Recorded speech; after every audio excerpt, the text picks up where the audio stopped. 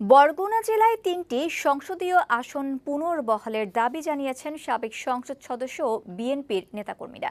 রোববার বিকেলে প্রধান নির্বাচন কমিশনার এম নাসির উদ্দিনের কাছে এ বিষয়ে স্মারকলিপি জমা দেন তারা। এ সময় বিএনপির জাতীয় নির্বাহী কমিটির ভাইস চেয়ারম্যান ও সাবেক সংসদ সদস্য নুরুল ইসলাম মনি বলেন, আওয়ামী লীগ সরকার নিজ দলের প্রার্থীদের বিজয়ী করতে সংসদীয় আসনের সীমানা ইচ্ছেমতো নির্ধারণ করেছিল।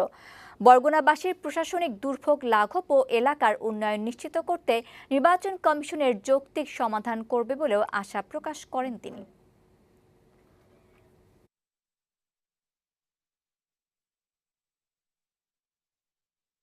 2001 সাল পর্যন্ত এই 3টি আসনই ছিল, কিন্তু সেই 2001 সালের পরে 2007 সালে তারা এসে এই 3টি আসনকে ভেঙে 2টি আসন করে, যে কারণে আমাদের লোকজনের ওখান থেকে ডিস্ট্রিক্ট হেডকোয়ার্টারে যাওয়া যেমন অসুবিধা, নির্বাচনী এলাকায় যিনি এমপি হন তার পক্ষেও ওই কার্যক্রম পরিচালনা করা সম্ভব না।